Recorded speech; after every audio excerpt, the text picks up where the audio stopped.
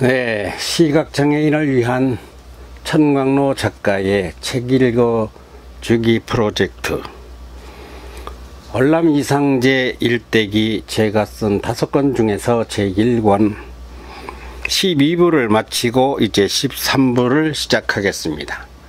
배경영상은 용산에 있는 전쟁기념관입니다.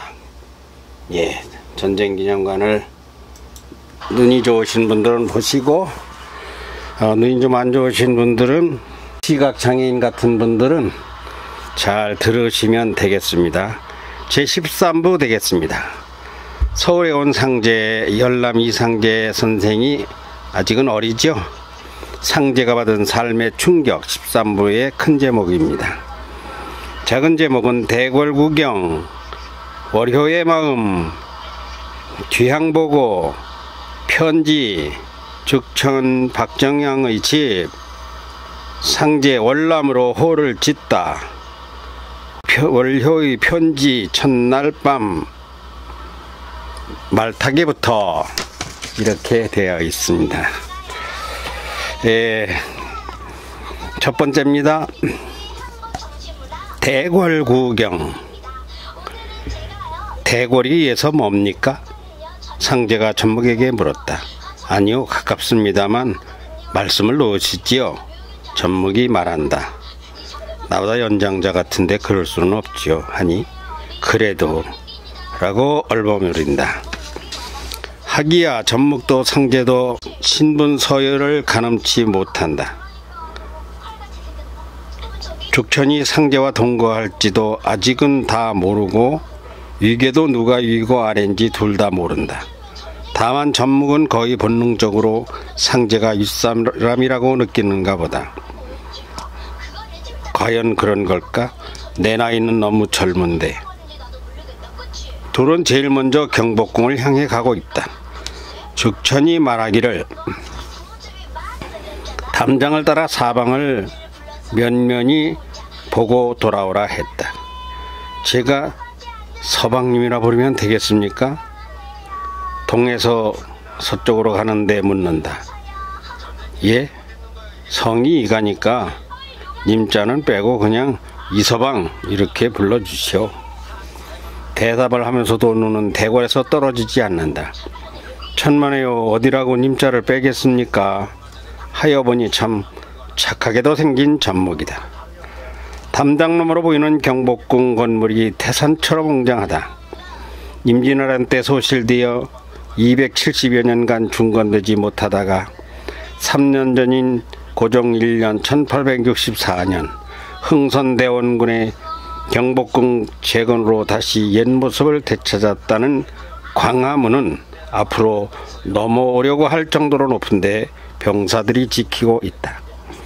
상제가 자세히 보는 것은 건물도 건물이지만 담장이기도 하다. 여기도 아버지처럼 선공감이 있겠지? 그러면서 관청관아의 선공감이 아니라 대궐 선공감이면 얼마나 높은 벼슬인가 생각 중이다. 저는 자주 봐도 볼 게 많은데 볼만하죠, 서방님? 새로 지은 지 얼마 안 돼서 더욱 빛나고요. 그렇지요? 말을 건다. 잠잠하자. 서방님 어떠세요? 묻는다. 770만 냥이 들어갔다 합니다. 그러니 저 문 안에 들어가면 얼마나 대단하겠습니까? 이것이 대답이다. 상제는 왼쪽 드넓은 육로를 따라 동에서 서로 가서 다시 남에서 북으로, 서에서 동으로, 북에서 남으로 돌아오니 며칠 쉰 다리가 빳빳하고 점심때가 훌쩍 넘었다. 남쪽 광화문, 서쪽 영추문, 북쪽 신무문, 동쪽 건춘문, 문마다 다르고 용도도 사연도 각기 다른 것인데, 광화문이라면 빛이 되는 문, 빛이 잘 드는 문, 임금의 빛과 뜻을 전하는 문, 하나하나 볼 때마다 새롭다. 문과 문. 성문에 도열한 병사들이 너 누구냐 할 것처럼 공연스레 기가 죽는다. 그저 문에 문직이라도 하고 산다면 아버지가 얼마나 대단해 하실까. 별별 생각을 다하며 보고 또 봐도 너무 잘 지은 새 대궐이라 빈틈이 없다. 울긋불긋한 저 관복을 입은 병사들 어디 소속이라지? 제대로 모를 일이다. 군영은 군영일 것인데 무슨 청이라 하는 건지 무슨 감이라 하는 건지 혼자 둘러 생각하며 돌아쳐오니 허기가 진다. 다음 월효의 마음. 궁 나들이를 하다 보니 어느덧 나흘이 지나 여드레 밤을 지나고 아흐렌 날이다. 날이 그러면 제가 아버지께 다녀오겠습니다. 내려가서 한양으로 오는 문제는 상의가 잘 되었다고 하고 돌아오겠습니다. 그러시게 무슨 짐을 싸들고 올 일은 없네. 책이나 옷이나 다 두고 오시게. 여기 다 있으니까 힘든데 지고 다닐 일은 아니야. 상제가 다시 한산으로 내려간다. 말을 탈 줄 알면 내달라고 할 텐데 다시 나흘을 걸어가면 집 떠난 지 열 이틀 만에 도착할 것이다. 온 길을 되돌아 나흘째 되는 밤이 늦어 한산집에 도착하였다. 밤이다. 자시가 다 되었다. 와보니 안방은 불이 꺼졌고 상제와 월효가 사는 건넌방은 불이 켜있다. 날은 추운데 월효가 자지 않고 책을 보는 모양이다. 문간으로 들어서려던 상제는 울타리 너머 우물가에 촛불이 켜있음에 주춤하였다. 보니 월효는 홍성을 향하여 절을 하고 있다. 절을 마치더니 방으로 들어간다. 치성을 드린단 말인가? 순간 가슴이 아려온다. 부족한 남편을 만나 이제 출산은 다가오는데 자기는 한양으로 가야 하다니 참 애잔하기 그지없다. 상제는 월효가 방으로 들어가기에 잠시 생각에 잠긴 후 여보 나왔어요 하고 방을 여니 월효는 또 절을 하고 있다. 아니 당신 무슨 절을 하시오? 반색을 하며 상제를 맞은 월효가 어디다 절을 했는지 보았다. 책이다. 무슨 책인가 보았더니 지난번 상제가 뒷안에 파묻었던 책이다. 아니 여보 이 책은 내 책 아니요? 여기다 왜 절을 합니까? 예 서방님 제가 책을 파냈습니다. 서방님이 가신 후 정성을 올려야 하겠어서 묻은 책을 꺼냈습니다. 그리고 이 책에 절을 해 치성을 올리는 것입니다. 우물에서도 절을 했지요? 예 그렇습니다. 도무지 마음이 가라앉지 않아 치성을 올려야 제 마음이 편해서요. 서방님 모르셔도 될 일인데 보셨습니까? 예 봤어요. 고마워요 부인. 아버님 어머님 일어나시라 하고 저녁상 차려와야죠. 저녁상은 천천히 차려도 되고 부모님은 내일 아침에 뵙도록 하지요. 그러도 뭐라고 치성을 드렸습니까? 나는 그게 궁금합니다. 예 저녁상 차려오고 있다가 말씀 올릴게요. 월요의 얼굴에 반가움이 넘친다. 저녁을 먹고 부부가 누웠다. 복중에 아기는 어떠합니까? 예 잘 크고 있습니다. 입덧은 많이 가라앉았습니다. 그런데 어떻게 하기로 하셨어요? 상제가 말을 안 하니 월효가 못 참고 묻는다. 내가 물어보겠소이다. 당신은 안 갔으면 좋겠습니까? 그 말부터 듣고 싶습니다. 월효가 정색을 한다. 가셔야 합니다. 가서 대궐 옆에서 대궐에 들어갈 길을 찾으셔서 아버님과 조상님과 서방님이 꿈꿔오던 뜻을 이루셔야 합니다. 그런데 뭐라 하셨습니까? 상제가 선뻑 대답을 못하겠다. 가기로 한 것이 잘한 일인지 잘못한 일인지 월효에게 뭐라고 할지 난감하다. 하지만 달리 둘러대면 안 된다. 용서하시오. 나는 가기로 했습니다. 월효가 반긴다. 용서라니요. 저는 못 가게 되신 줄 알고 가슴이 다 철렁했는데 가시게 되었더니 참 잘 됐습니다. 잘 되셨습니다. 상제의 심사가 복잡하다. 잘한 건지 잘못한 건지 월효를 보니 다시금 마음이 흔들린다. 두고 가면 혼자 얼마나 그리움에 잠길 것인가. 이 점은 상제도 같다. 다음 귀향 보고. 희택의 얼굴에 희색이 폈다. 잘됐다. 이제는 내가 며느리와 태어날 손주를 위해 일할 맛이 나게 생겼다. 암만 가야지 가야 되고 말고 죽천도 고맙지만 장기 조카가 애를 많이 써주었구나. 아버지, 가면 무엇을 하는가? 그건 궁금하지 않으세요? 나는 무엇을 하건 그건 중요하지 않다. 우선 대궐 옆으로 간 것이 중요하고 죽천과 가까이 있게 되었다고 하는 것에 만족이다. 놀고 먹어도 좋고 허드렛 일을 해도 괜찮다. 너는 한양으로 가야 너의 길이 열릴 것이라는 생각 하나뿐이다. 박씨가 묻는다. 아버지가 왜 궁금해하지 않겠느냐. 내가 몇 번 물어봐도 자기가 어떻게 하느냐고만 하셨는데 그래 무슨 일을 하기로 결정된 것이 있느냐? 희택이 말을 막는다. 지금 이거다 저거다 할 게 있겠습니까? 가서 좀 있어야 이거든 저거든 생각을 할 테지. 묻지 마시오. 상제도 모를 것이요. 아, 그런데 손목은 좀 어떠냐? 예, 손목은 많이 좋아졌습니다. 붓기도 이제 다 빠졌어요. 그래? 침착하니 가서 몸 조심하고 잘 있어야 한다. 뭐 일이야 할 게 있지 않겠니? 죽천에게 생각이 있을 것이다. 다시금 신혼의 마음이다. 장가간 지 3년째. 이제 월효가 아기도 낳을 것이다. 힘들고 보고 싶고 때로는 눈물도 나겠지만 잘 참고 계시오. 상제가 말하자 저는 이미 마음을 정했습니다. 제가 왜 전에 이런 말씀 드렸지요? 서방님을 저와 율곡에 비유하면 물에인 줄 아오나 서방님께서는 율곡이 되시었고 저는 어미가 아닌 아내 사임당이 되기로 하였습니다. 라고요. 상제가 순간 넋을 놓고 듣자 부연선명을 덧붙인다. 서방님이 학문의 길을 가는 데 있어서 제가 필요하면 있는 사람이 될 것이요. 만약 제가 불편하시다면 없는 사람이 되어도 기꺼이 서방님의 길이라면 다른 건 못해도 반드시 마음을 다 바칠 것입니다. 라고. 그 마음은 지금도 여전하고 앞으로도 변치 않습니다. 서방님의 길이라면 제가 길을 닦아드리고 잘 가시도록 마음으로라도 도와드려야 한다는 것입니다. 그러나 나는 당신을 두고 떠나는 것이 무지 힘이 든다오.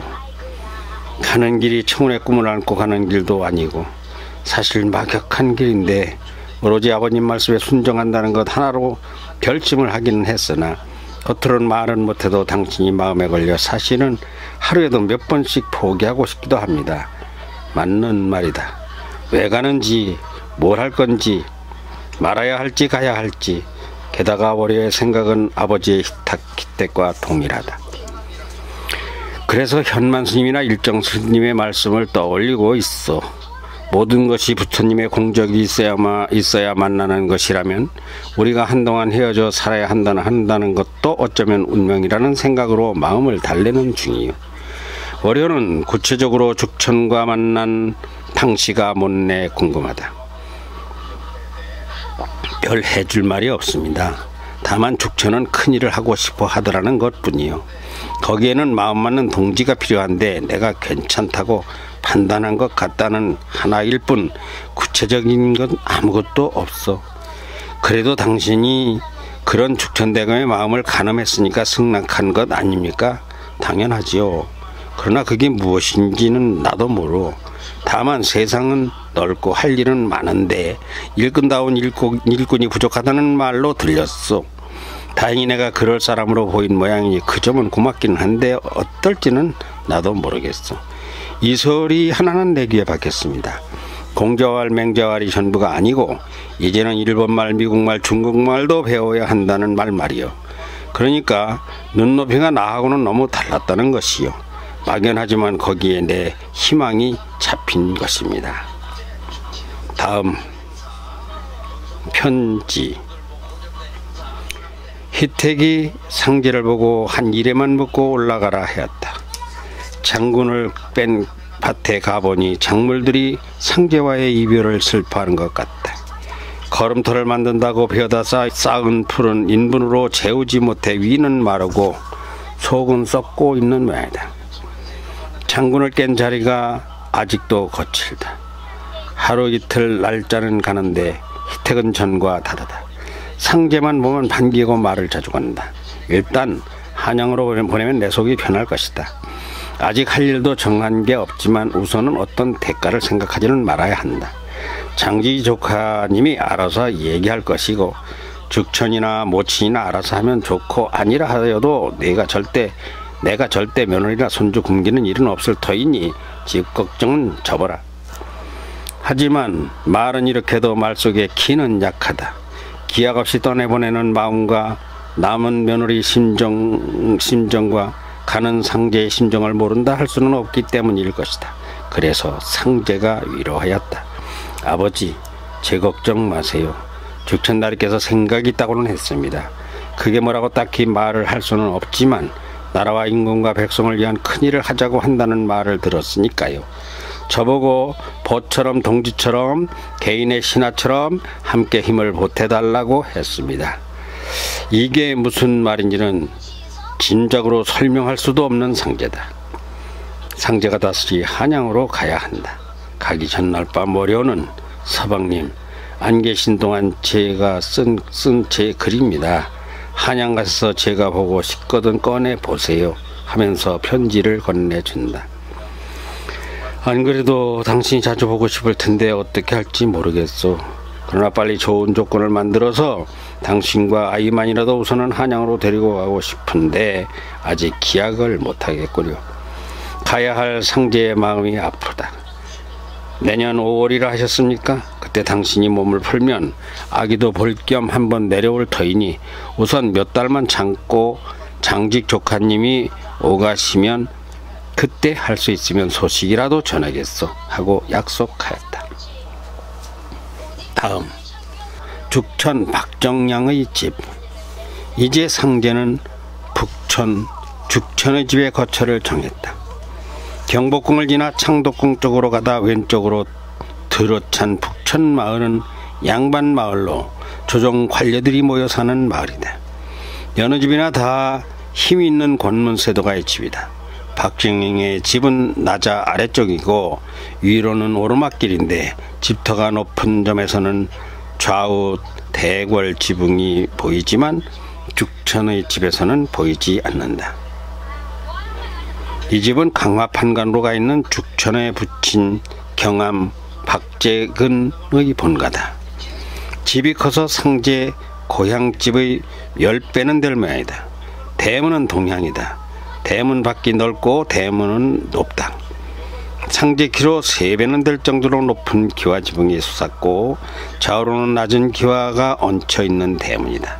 대문 밖에는 말을 메어들 새기둥과 말이 잠시 비를 피하게 만든 작은 막사가 있어 여기서 말이 허기를 채우기도 하는 모양인데 역시 기와 지붕이다. 대문 양쪽에는 2마리의 호랑이와 소나무 그림이 붙어있다. 대문에서부터 기가 눌리는 상제다. 대문을 들어서면 니은자로 된 행랑채가 대문 아랫지붕에 뒤어 오른쪽에 부엌방과 왼쪽에도 부엌과 방이 있는데 왼쪽은 각각 2개의 방과 부엌이 달려있다. 오른쪽으로 먼 것이 죽천에 붙인 경암 부부가 사는 안채 한옥이다. 안대문이 2개인데 그중 오른쪽에도 비슷한 크기의 한옥 안채가 우람한 자태를 뽐내고 앉아있다. 대감님 안채와 나리님 안채라고 불러서 경암과 죽천에 사가가 있는데 내부에 담장이 둘러있고 문 안의 문이 각각 하나씩 2개다. 행랑채 사이에 작은 공간을 두고 이어 등을 돌리고 박정형의 사가 쪽에는 7칸짜리 기와집이 일자로 서 있는데 창고다. 죽천의 안채 쪽은 알곡이고 행랑채 쪽은 필요한 것들이 들어있다. 곳간의 규모가 상제의 고향집 몇 배나 달하는데 아직 열어본 일은 없다. 상제의 관심은 정면을 막은 담 사이에 난 안문이며 안문 안쪽 우람한 사랑채다. 손님을 만나고 공부를 하는 사랑채는 우자 모양으로 지은 기와집이다. T자 모양으로 지은 기와집이다. 영어로 한글로 우자. 남쪽으로 우자의 의자 가로 쪽이 길고 남향이다. 우자의 이자 세로는 짧다. 남향의 의자 건물 청 가운데는 대청이다. 의자 폭이 넓어 마당에서 뜰락을 오르고 나면 의자 전면이 모두 마루인데 좌우 양쪽은 마루방이며 내기둥 밑은 원두막같이 흙바닥으로 공중에 떠서 높고 높은 방 안은 마루를 깔아 놓고 사방에 문을 달아 여름에는 열어놓게 만들어 놓았다. 각각 양쪽 마루방의 가운데 대청 사이에는 좌우로 2칸씩 4칸의 방이 있다. 왼쪽은 큰 사랑이라고 오른쪽은 작은 사랑이라 부르는데 경암과 죽천이 쓰는 사랑으로서 한 칸은 서재 겸 손님을 맞는 사랑방, 한 칸은 온돌방이며 벽장이 달려있어 거주용 방인데 상제는 우측 작은 사랑 쪽 방을 쓰라고 하였다. 우자의 꼬리 부분 이자는 남향 의자의 절반쯤 되어 꼬리에는 부엌이 있고 각각 양쪽 마루방 가운데 대청 사이에는 좌우로 2칸씩 4칸의 방이 있다. 왼쪽은 큰 사랑이라고 오른쪽으로는 작은 사랑이라 부르는데 경암과 죽천이 쓰는 사랑으로서 한 칸은 서재 겸 손님을 맞는 사랑방, 한 칸은 온돌방이며 벽장이 달려있어 거주용 방인데 상제는 우측 작은 사랑 쪽 방을 쓰라고 하였다. 의자의 꼬리 부분 이자는 남향 의자의 절반쯤 되어 꼬리에는 부엌이 있고 가운데는 방인데 이 방은 하루 이틀 머물다 가야 하는 손님이 잠을 자거나 상제 등이 밥을 먹는 용도로 쓴다. 구들방은 각각 아궁이가 있어서 뒤편이나 옆에서 볼 때에 불을 떼게 되는 구조이며 측간은 구석에 있다. 가장 아름다운 곳은 남향 의자 앞 담장 사이에 사각형 기와지붕 정자다. 붉은 소나무 홍송 세 그루가 둘러싼 사각정은 곁에 정자마루보다 약간 높은 곳에 있고 큰 바위가 있어 상제의 방문을 열면 밤마다 소나무와 정자와 바위가 어우러진 하늘에는 달이 뜨고 진다. 아직 경암이나 죽천의 안채는 들어가 보지 않았으나 담장 너머로 보이는 양쪽의 안채는 중앙에 대청이 있고 부엌은 각각 좌우에 있는데 대청을 사이에 두고 2칸과 4칸의 방이 있어 각 3칸씩의 대청 좌우 전면의 마루가 사랑채보다 훨씬 높게 보인다. 고개를 들면 기와지붕이 대궐처럼 들어찬 집, 상제가 사는 종지골 마을 전체를 합친 것처럼 웅장하여 상제는 눈이 어리다. 경암의 안채와 죽천의 안채 뒤에는 높게 조상을 모신 사당이 보인다. 사당은 돌계단으로 오르고 별도의 대문과 별도의 담장을 둘러쳤는데 이렇게 많은 담장 길이를 다 합치면 아마 오리는 될 모양이다. 바깥 담장은 높고 내부 담장은 낮다. 경암과 죽천의 안채 사이의 담장은 지붕이 넓어 양쪽으로 많은 장작을 쌓아 놓았는데 담장 끝 장작을 쌓은 곳에 우물이 있어 우물 지붕이 보이고 또 행랑채에도 헛간 쪽이 우물이다. 정암 박재근은 독자로 내려왔고 죽천도 독자로 태어났다. 와보니 죽천에게는 이미 딸이 둘이 있었는데 안채에 있어 상제와 대면하지는 않고 아직은 어리다. 우자 모양의 사랑채 전면 한문으로 일자 앞 정자 담 넘어가 긴 헛간이다. 사랑채 앞 정자에부터 역시나 담장을 쌓았고 담장 너머에는 행랑채와 맞닥뜨린 마구간 3칸과 허드렛간이 4칸이 있어서 전부 7칸인데 이를 헛간이라고 사랑채에서는 지붕만 보여 마구간과 헛간은 보이지 않는다. 헛간 맞은편에는 장작도 패고 말도 먹이는 공간이며 다시 담장이 둘러쳐 있으나 헛간으로 들어오는 문은 따로 문이 있어 대문으로는 말이나 허드레가 들어오지 않게 되어 있다. 이 방이 자네가 살 방인데 마음에 드는가? 예, 너무 좋습니다. 죽천과 사랑채 서재에 마주 앉았다. 그런데 오자마자 내가 어머님 모시고 한 보름이나 길면 한 달간 강화에 가서 아버님 수종을 들 일이 있어 내일 떠나야 하네.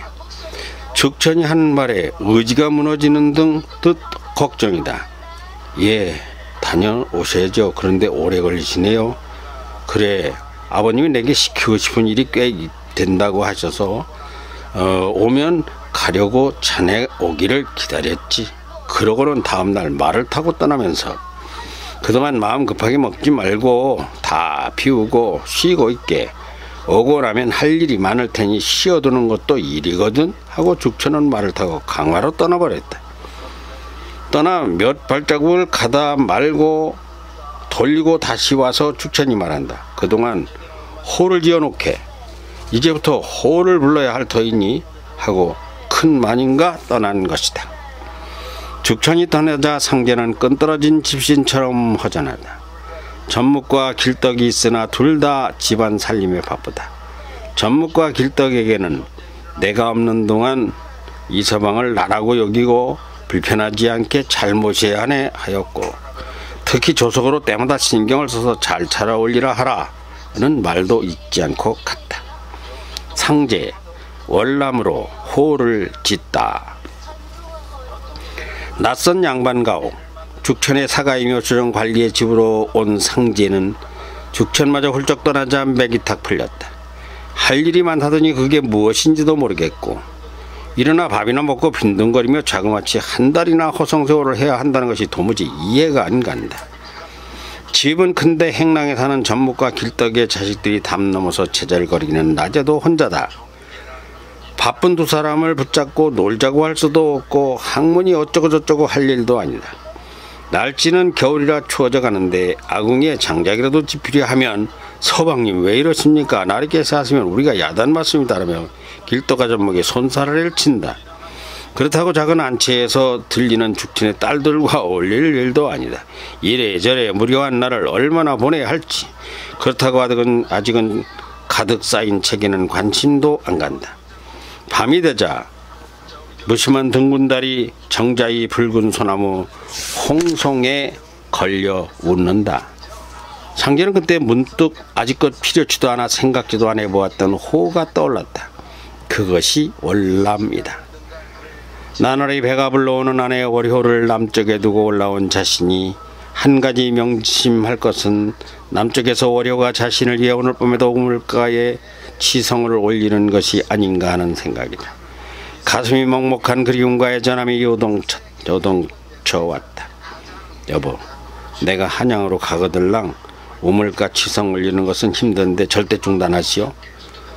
수순제가가 뿌리라 하건만 월요 하나를 감싸지 못하면서 태어날 자식은 어찌 감쌀 것인가. 순간 월요의 말이 귓전을 가른다. 예, 치성은 초하루 보름만 올리려 합니다. 아니요, 그러지 않아도 그 마음 내가 알고 있으니 이미 하늘이 알 것이요. 하지 말아요. 예, 서방님 하지 말라 하시면 안 하겠습니다. 말을 흐렸으니 말대접으로 한 소리고 어쩌면 오늘 밤 저 보름달을 보면서 치성을 올리는 게 아닌가 생각하니 월요가 딱하고 고마워 눈물이 나려 한다. 나는 언제까지 여기서 월요를 보듬지 못하는 못난 남편으로 살 것인가. 수신도 어렵고 재가는 불가라 하겠다. 불제가자가 이 죽천의 뒤를 떠받칠 것인가. 그래서 호를 정해 평생 두 번 다시 다른 호를 정하지도 받지도 않기로 마음먹는다. 맞아. 내 가슴속에 수신제가와 월효를 담아 내 호는 남쪽의 월효요 월남이다. 그러나 그렇게 정한 월남이라는 호의 사연이 뭐냐고 물으면 아무 사연도 없습니다 라고 하고 말기로 작심하고 월효에게도 말할 이유가 없겠다고 생각하며 호를 짓고 나니 홀가분하다. 이 호를 불러주면 그때마다 수신제가요 월효요 복중의 자식을 떠올릴 것이고, 그를 위해 만일 못다한 수신이 있다면 호로서 묻어주시기를 하늘에 있는 마음을 담자고 한 것이다. 우선은 입을 닫았다가 죽천이 돌아와 호는 물으면 그때 첫입을 떼겠다고 생각하는 중이다. 호를 지어놓고 보니 언제까지나 남쪽 고향의 부모님과 월요를 떠올리며 살 운명이 아니냐는 어두운 생각이 든다. 그러나 상제는 안다. 왜 수신제가 하며 어째서 월남이며 그래서 그러니 무엇을 얻으려는 것이냐 이 문제다. 바로 치국 평천하를 얻어야 한다는 것이다. 가슴에 가정을 묻고 가정을 묻은 가슴으로 치국을 하겠다고 하는 것이다. 치국이 무엇인가? 바로 임금님의 곁에서 바른 신하가 된다고 했던 충성이며 효돈을 신천에 옮긴다고 하는 것이다. 그래서 평천하를 이루어야 한다는 의지를 굳게 한 것이다. 평천하는 살기 좋은 백성과 숭상받는 임금이며 백성과 임금 가운데 상제가 서야 하겠다는 것이다. 해석이 왜 이래도 길지? 상제가 혼자 웃는다. 웃다 보니 달이 기울어 경복궁정 기와지붕 추녀 위로 도망가 버린다. 그 순간 깜빡 잊었던 월효가 써진 편지 생각이 떠올랐다. 월효의 편지 첫날 밤 서방님 안 계신 밤 쓴 제 글입니다. 한양 가셔서 제가 보고 싶거든 꺼내 보세요 하고 쥐어준 서찰이 있어서 부인이 되었지만 상제로서는 난생 처음 받아보는 연서다. 어디 한번 열어봐야지 하고 보니 첫날 밤이라고 쓴 한글이다. 서방님, 아버님과 길을 떠나 이 밤 어디에 드셨습니까? 한양길 잘은 모르보니 청양을 지나셨나요? 아니면 청양에서 주무시나요? 시부모님 주무시기를 기다려 우물가에 나가 하늘에 소원을 빌고 자려니까 복중의 아기가 심하게 발길질을 하는 바람에 곁에서 서방님이 돌아 누우시나 싶어 놀라 깨어보니 혼자로군요. 곁에서 월효가 소군대는 것처럼 들려온다. 우리 아기 클 동안 태교에 충실하렵니다. 그리고 아버님이 내려오시면 아기 이름을 지어달라 할 생각도 드는 중인데 생각해보니 내일은 아버님 안 계시고 어머님 들에 나가시면 아무리 생각해도 서방님이 묻어두신 책을 꺼낼 생각입니다. 서방님의 손때가 묻고 정신이 깊이 배인 저 책은 이제 제가 서방님처럼 소중히 보관할 생각입니다. 나무라지 마옵소서. 오시면 가실 때 드리려고 써보는 글입니다. 그러나 들을 용기가 날지는 모르겠어요. 들을지 말지 모르겠으나 한 말씀 되새겨보는 중입니다. 처음 서방님과 만난 그때 제가 말씀 올렸는데 잊으셨나 하여 다시 쓰겠습니다. 서방님이 학문의 길을 가는 데 있어 제가 필요하면 있는 사람이 될 것이요, 만약 제가 불편하시지만 없는 사람이 되어도 기꺼이 서방님의 길이라면 다른 건 못해도 반드시 마음을 다 바칠 것입니다 했는데 역시 기억나시는지요? 그렇습니다. 서방님과 제가 부부의 연이라면 제 운명은 이제 없습니다. 서방님의 운명이 제 운명이요, 서방님이 가시는 길이 제 길입니다. 그런데 왜 이다지 슬픈지, 어디 살지, 보고 싶으면 어떻게 해야 할지, 그러나 서방님은 그러실지 아닐지 모르겠지만 제 소원은 아니시기를 비는 것입니다. 이방에 가신다면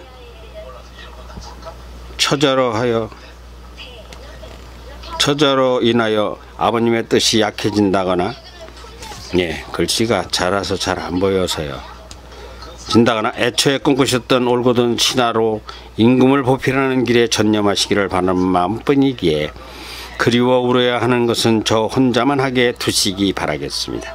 상제의 가슴이 울렁거린다. 왜 그래서 나는 어쩌란 말인가. 상제가 이어 내려 읽고 있다. 그런데 하늘이신 저의 서방님, 그럴 리 없다고 믿사온데 가셔서 꼭 반갑다 소리 들으시고 올라오라 하시거든 추워도 흔들리지 말고 모든 걸 다 잊고 접고 앞만 보고 하늘을 믿으며 아버님의 정성을 믿고 기꺼이 가겠다고 하고 내려오사 단단히 마음 먹고 올라가소서. 월요에게서 지금은 이 마음에는 일절 다른 마음이란 없습니다. 우리 서방님을 저는 직감으로 알고 있습니다. 반드시 큰 인물이 되실 분이시며 제 소망을 이렇게 낙심케 할 분이 아니라고 하는 것입니다. 제 비록 필부일 따름이오나 어려서부터 제 꿈은 훌륭한 남편의 아내가 되는 것이었습니다. 그래서 늘 새겨오기를 한 번에 되는 일은 세상에 없다라고 하는 것이었습니다. 지난 봄 과거의 실패라든가 땅에 책을 묻고 농사를 지으려 하신 것이라든가 마침내 양반 가문으로 가시기까지 가지가 전부일 수도 없고 낭패는 줄을 이을지도 모른다는 것입니다. 그래서 친정아버님은 제게 말씀하셨습니다. 초싹거리면 바싹 망한다고. 그러면서 이게 사자성어로 무엇인지 아느냐고 묻고 수시로 알았니 몰랐니 놀리시듯 여러 날을 채근하기도 하셨습니다. 서방님, 이게 뭔지 아세요? 꼭 맞는지는 저도 모르겠으나 아버지께서는 재미있으라는 양 그게 바로 대기만성이란다 하셨습니다. 서방님, 큰 그릇이 되시려면 오래 걸린대요. 작은 것이 10개가 아니라 100개, 1000개를 모아야 큰 그릇이 만들어진다고 해서 대기는 만성이라 하셨습니다. 저는 서방님께 이 말씀을 드리고 싶었습니다. 언제 다시 이렇게 서찰을 써드릴진 모르겠기에 저는 대기만성을 위해 신삼인당의 흉내라도 낼 것입니다. 사다리에 소 앞발을 올리는 아내의 자세로 서방님의 아내된 도리를 하겠습니다. 아기가 또 걷어차는군요. 분명 건강하게 너무 잘 크고 있어 기특합니다. 제 걱정보다 이제는 죽천나리의 뜻을 살피기에 전심하셔서 두 분이 나라의 거목이 되셨으면 하는 저의 마음을 복중의 아이에게 쏟겠습니다. 그럼 너스레 글을 읽어주심에 감사드리면서 내일도 가시는 한양길에 불편함이 없으시기를 기원하며 다친 팔의 통증은 좀 어떠신지 여쭙습니다. 가신 첫날 밤 유월효 이렇게 마친다. 다음 말타기부터.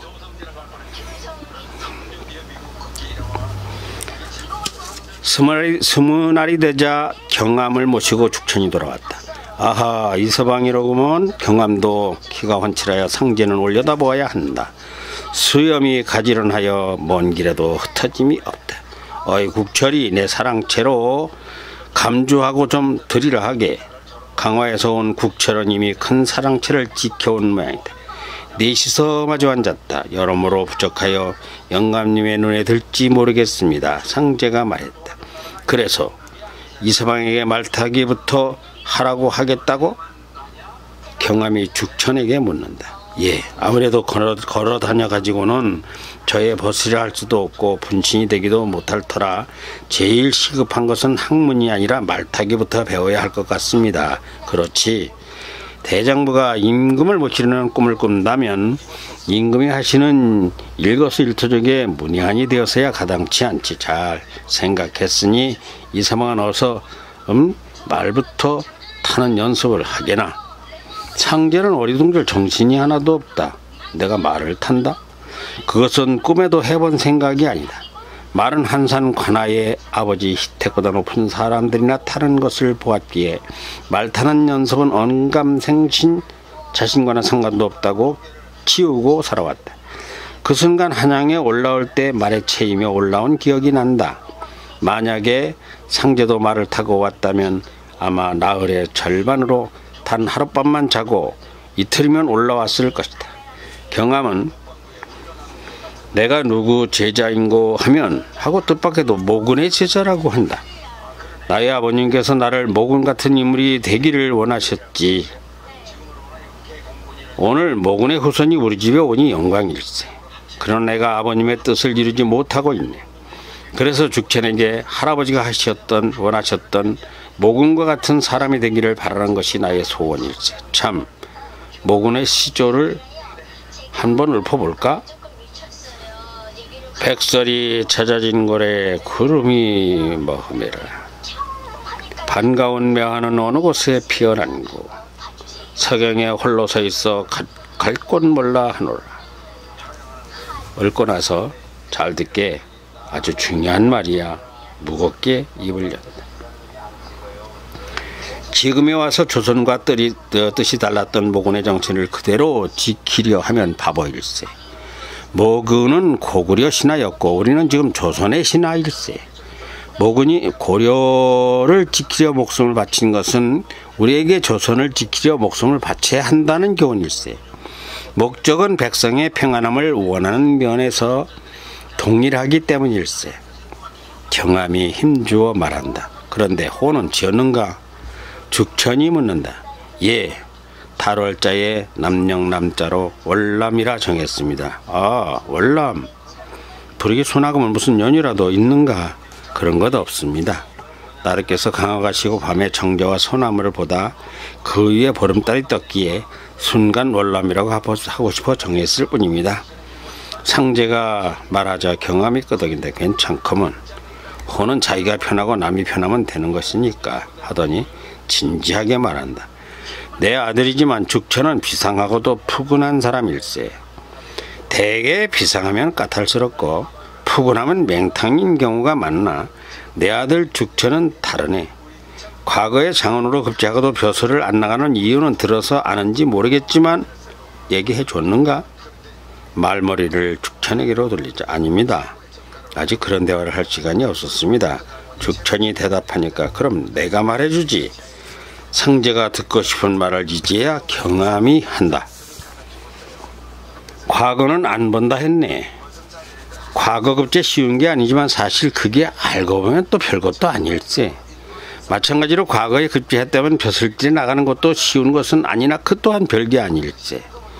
일단 붙으면 오라는 데가 여기저기 있고 갈 자격이 있어 갈 수도 있으나 죽처는 어디든 관리로 나가는 것은 하나도 중요한 게 아니고 나가서 과연 제대로 감당하느냐가 더 중요하다고 하는데 맞는 말이야. 가서 이 사람에게 인정받지 못하고 상하관계가 허술하여 날름 파직이라도 당하면 차라리 안 나가만 더 못하지 않겠는가? 그리고 좋은 자리가 힘들다네. 상관을 잘못 만나면 죄 짓는 앞자리밖에 더 되겠는가? 그러니 내공을 채워야 한다는 것이야. 아무 쪽 나가려면 벌써 나갔겠지만 나는 죽천의 속내를 너무 잘 알지. 한번 나가려면 가서 요동치 않게 뿌리를 내리고 승승장구는 못하더라도 자신이 보람을 느끼며 진실로 인군과 백성을 위한 충직한 관리로 제대로 커 나가겠다는 것일세. 이에 죽천이 조심스레 한마디 한다. 모두 아버님의 은혜입니다. 아버님께서 늘 말씀하시기를 벼슬을 받는 것보다 제대로 지키느냐가 중요하다 하시고 급할 게 없다. 내가 바꾼기고 공부 뒷바라지 못할 일 없으니 과거는 미리 봐놓고 10년이라도 공부를 더해서 제대로 완전무장을 한 후에 나가라고 하신 말씀이 너무 지당하셔서 부족함을 채우려 하는 거지요. 상제는 이제야 안개가 걷힌다. 아하, 참 맞는 말이로구나. 드디어 내 심 감탄도 하게 된다. 여복의 월남. 경함이 말을 받는다. 전쟁에 나가는 병사나 벼슬에 나가는 선비나 원리는 똑같지 않은가? 내 말 맞지? 전쟁에 나가려면 저걸 무찌르고 살아남아야지. 나가자마자 단칼에 죽는다면 나가서 무엇에 쓰겠는가? 그런 병사는 나라의 해충이 아니겠는가? 벼슬길에도 각자 적성이 있고 능력에 따라 쓰임새가 다르네. 급할 것 없으니 둘이서 힘을 기르게나. 능력이 문제지 자리가 문제고 과거가 문제겠는가? 상제는 듣기만 하더니 얘가 아니다 싶어. 예, 지당하신 말씀이십니다. 죽천나리께서 위대한 장소로 전쟁터에 나가셔서 큰 공과를 쌓으시도록 소인 미력 하나만 함께 하겠습니다. 그러나 부족하니 널리 헤아려 주시기 바라옵니다 했다. 이에 경함이 말한다. 아버지가 선공감 이래시라니까 아마 내 말 알아듣겠구먼. 탐장을 쌓더라도 큰 돌 작은 돌 네모난 돌 세모난 돌 둥근 돌 돌이 다 쓸 때가 다른 것이야. 이처럼 인재도 그렇고 관리도 같아. 월남은 월남의 용도가 있게 마련일세. 잘은 모르지만 둘이서 힘을 합치면 아마 둘 다 큰 일꾼이 되는 날이 올 것일세. 그러니 무엇을 어떻게 다지고 연마하여 전신갑주로 완전무장에 빈틈이 없을지 많이 연구들 하게나. 죽천이 말한다. 우선 같이 말타기와 활쏘기하고 칼쓰기부터 가르쳐주려 합니다. 월남이 놀라 물었다. 예, 저는 활쏘기나 칼쓰기는 적성도 아닌데요 하자. 이보시게 월남. 칼도 죽이는 칼이 있고 살리는 칼이 있지 않은가? 무사가 되냐는 것도 아니고 내 말은 임금을 섬기고 나라의 일꾼이 되려면 막을 줄은 알아야 되지 않겠느냐는 것이야. 남자는 도둑질도 할 줄 알아야 되지 않겠는가? 월남이는 하나 아직 멀었다네. 어디서 오라고 불러봤자 가서 배견하지도 못하고, 그러니 알 건 다 알아야 하네. 먼저 호신부터 알아야 하네. 대포도 쏠 줄 알아야 하고 총도 쏘고 만들어낸다면 그게 나쁘다 하겠는가?